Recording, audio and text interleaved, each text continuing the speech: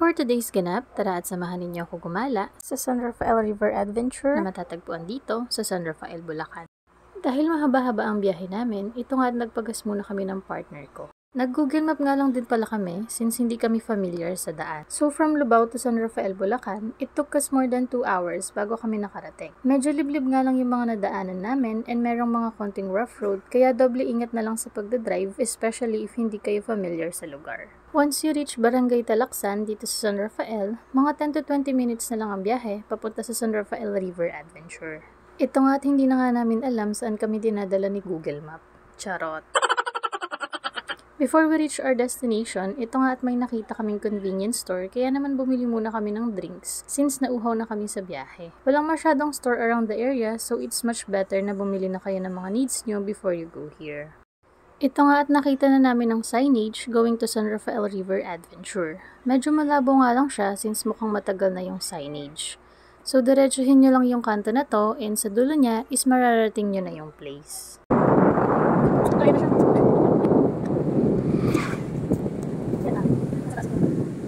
And we're here! Welcome to San Rafael River Adventure! Pagdating namin ay pumunta kami dito sa lobby nila and ask for my reservation. After assisting us, ito nga at nag-explain lang yung staff nila about sa place and sa mga activities na pwede namin i-avail. Nakarating kami dito around past 5 PM but since 7:30 PM pa ang check-in namin, we decided na mag-tour around the area na lang muna. Pwede naman iwan yung mga gamit sa lobby nila if wala kayong dalang sasakyan. So habang nagpapahinga kami bago mag-tour, ito nga at may pa-welcome drinks sila. Also, binigyan kami ng stab for free breakfast buffet which serves from 7 AM to 9 AM. Ito naman yung mga water and land activities nila for your reference. If you want to contact them for reservations, ito naman yung kanilang contact numbers. Ito nga at nagala muna kami around the area. Ayan at meron silang bar if gusto nyong mag-inuman at meron din namang cafeteria where you can order food and drinks. Ito yung opening time ng cafe and bar nila. We also visited their infinity pool at ganito ang itsura niya at night. Oh, bongga, may pailaw pa! At dahil nagutom na kami ng partner ko, we decided to eat dito sa cafe nila. So here's their menu. Maraming variety of foods and drinks ang available so marami kang pagpipilian. So ito naman yung itsura ng cafe inside. It's located sa 2nd floor and meron din namang mga upuan sa labas at sa 3rd floor. After namin umorder, dito nga kami sa labas humanap ng maupuan since we like the ambience. Ito nga pala yung in-order namin. As for me, I ordered their grilled liempo and for my partner is their carbonara served with garlic bread. At syempre hindi mawawala ang prayer bago kumain. After prayer, it's kainan time! So what I like about their food is big serving sila. Yung tipong pang good for 2 persons na and masarap yung food. It's really a must-try cafe. After namin kumain, bumalik na kami sa lobby and they gave us a butler where he introduced kung saan kami magstay for our overnight. Ito nga at sinundan lang namin siya, then he explained kung saan kami kakain for our breakfast tomorrow and kung saan kami pwede mag-avail ng kanilang mga activities. Thank you to our butler who assisted us. Ito yung in-avail namin na glamping tent which cost 3,600 for an overnight stay. Meron silang binigay na towel at kumot and inside ay meron ng mini aircon and socket where you can charge your phone. Medyo malamok nga lang so bring insect repellents with you. Kinaumagahan, we woke up at around 7 AM. Ito nga at konting stretching lang sa umaga, then naligo na para makakain na kami ng breakfast. At this point, nakaligo na kami at papunta na kami sa function hall nila para kumain ng kanilang breakfast buffet. At dito nga kami kumain sa Editas Haven na malapit lang sa lobby nila. Ito yung mga foods nila na available for our breakfast. They have plain and garlic rice, omelette, hotdog and sausage, daing na bangus, shredded pork I think, and meron din pandesal, different kinds of fruits, bread, and kakanin. They also have tea, coffee, and other flavored drinks. So this is what we eat for our breakfast. Take note, bawal po ang takeout and leftovers. Ito naman yung itsura ng function hall inside. After mag-pray, ito nga at tamang kain muna bago sumabak sa mga activities nila. So pumunta naman tayo sa mga glamping tents nila. Sundan nyo lang yung mga pattern na yan because that will lead you to their glamping tents. Every glamping tents, meron silang chairs and tables sa labas and a bonfire pit kung saan pwede kayo mag-chill at night if hindi pa antok since malamig kapag gabi. Meron din silang available na mga restrooms and shower rooms na malapit lang sa mga glamping tents. So this is what the cafe looks like in the morning. Ito yung view namin from the 3rd floor. Tanong na tanong mo yung river and sobrang peaceful and relaxing niya sa mata. I-add mo pa na walang masyadong tao. Ito naman yung swimming pool nila na nasa river area.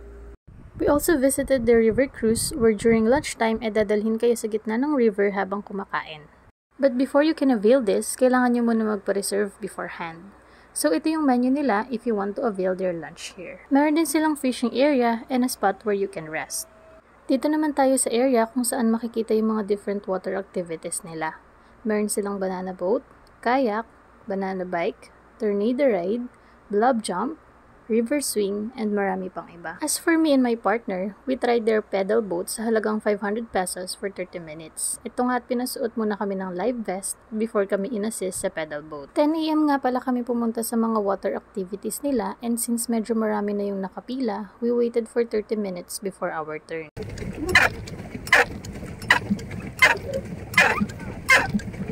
Nakakahinyal siya guys.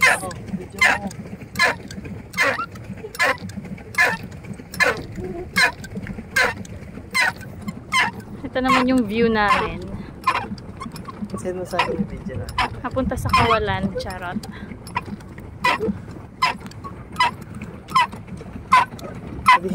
Pedal. Pedal. No, hanggang dun lang siya. In fairness, nakakahingal naman talaga magpedal, guys. Ayan naman yung mga glamping tents nila if gusto nyo na nakaharap kayo sa river. May mga nakausap kaming staffs nila and they said that this river is napapagitnaan ng Angat and Bustos Dam.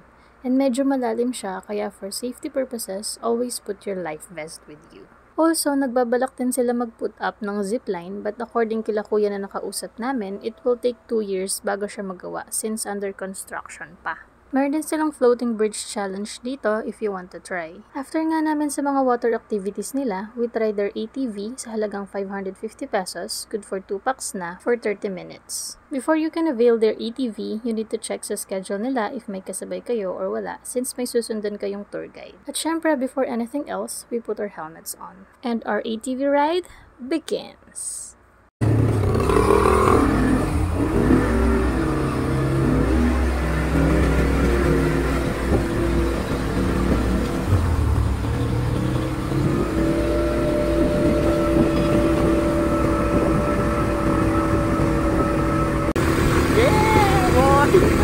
Taas nilo.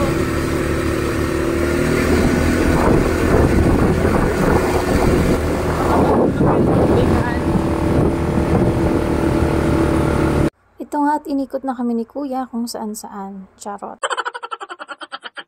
In fairness, malayo-layo rin yung inikutan namin and marami din magagandang views.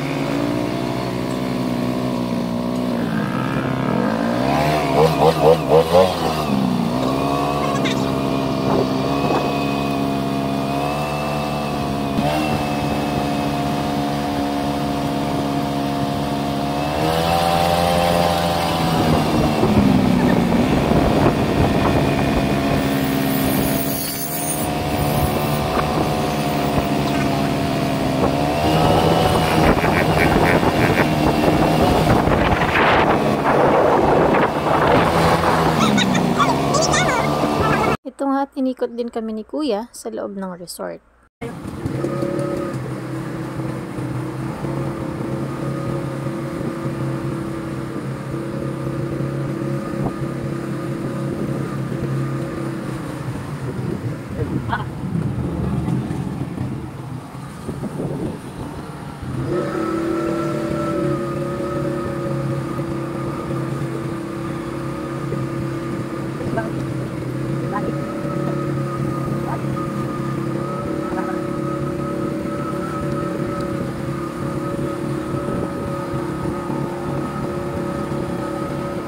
After our 30 minutes ride sa ATV, nagpahinga muna kami saglit, then we visited their other swimming pools. Ito yung isang pool nila na merong waterfalls. Maganda din dito and relaxing and ideal pool siya for kids since mababaw lang yung water. Katapat lang siya ng Editas Haven Hall kung saan kami kumain ng breakfast. Ito naman yung itsura ng infinity pool nila in the morning. 4 feet to 6 feet ang lalim ng pool kaya if you have kids na kasama, always watch them. Though meron naman lifeguard na nagbabantay sa tapat ng pool. Meron silang shower room for men and women sa gilid lang ng pool. After makapagpahinga from our ATV ride, ito nga at swimming time na.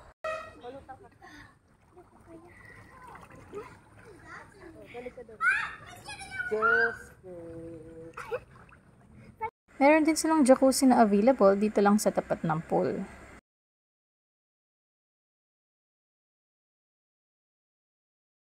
During our lunchtime, ito nga at kumain muna kami sa cafe nila. I ordered cream dory and fries, while sa partner ko naman is their classic fried chicken.